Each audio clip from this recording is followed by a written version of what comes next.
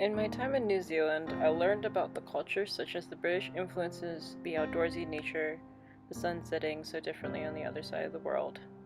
However, I did not expect was how the world changed with me inside it.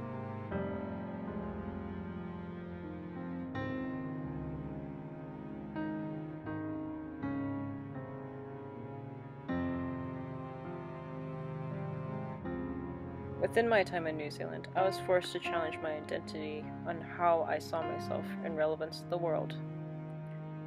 My name is Julie McCarthy, and I am a homosexual. But underneath the identifying label, I also had numerous other factors that made me myself.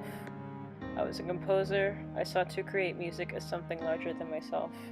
In fact, I used music to substitute my spiritual abstinence in light of the fact that which I thought God had rejected me.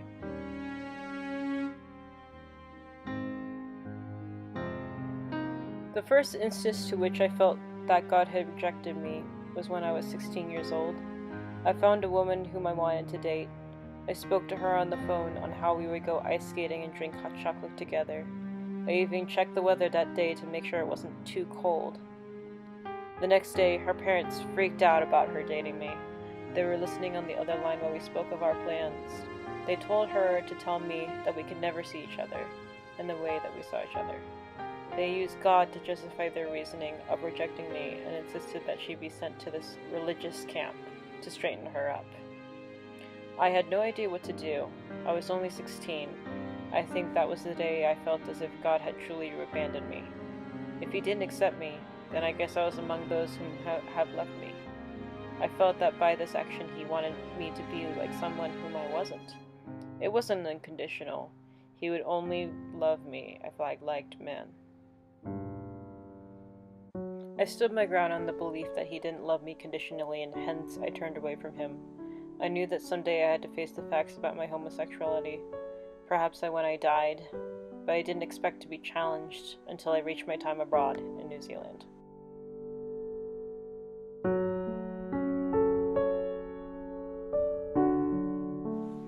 When I arrived, I had a partner in mind who was very religiously inclined. I developed close friends who were Christian and Catholic. When they spoke of religion, I asked questions, but I knew, even from questioning, that I didn't feel like these ideals could apply to me since I was running away from Him. Then I realized at this moment that I knew I wanted to love Him, but I felt as if He could not love me. I felt like I needed a sign, anything to prove that He was still there, and I got a few.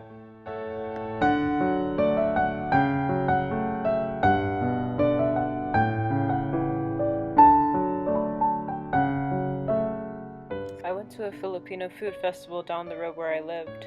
The girl at the table gave me the wrong change, but not the kind of wrong change you would expect. Instead of giving me a $5, she gave me $100. I remember realizing the miscalculation when I was putting the money away. I got back on the line and told the girl about the transaction and exchanged the 100 back to the $5. The girl turned to me with the most genuine smile and she said, "Bless you."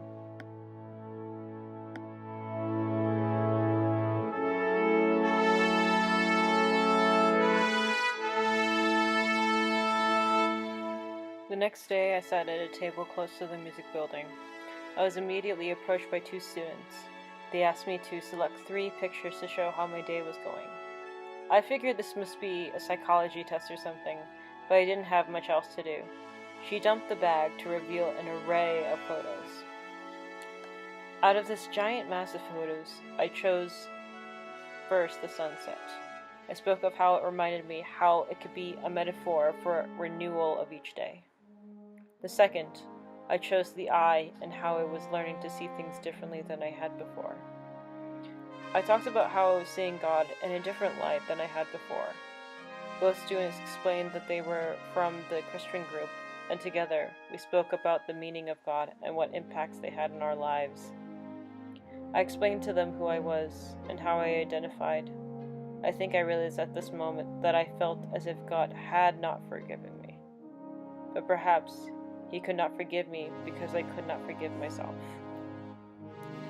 Earlier this year, I wrote a piece of my composition class where I was exploring the realm of my own musical voice. I asked to find pitches that subjectively sounded like me, and I came up with the following.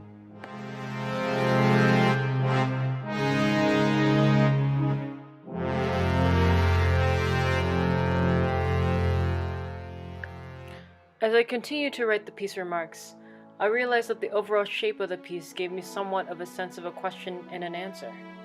At the beginning, I wrote to fulfill the requirements, but I realized it was something more. Unconsciously, I felt like the music was representative of my question to God. The performance took place in a church, and as I listened to it again for the third time, I learned that this piece was an effort to reach out to some higher power. I was finding the power to forgive myself and my actions and move on. From this experience, I could learn more about myself and the ways of being spiritually in tune with myself.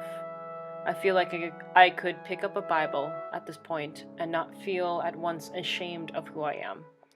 I'm not saying I identify as any spiritual group at this point, but I can confront my issues with who I am head on and not be afraid of that I will be rejected. I am not saying that this applies to everything and everyone, but at least to the people in my life that matter.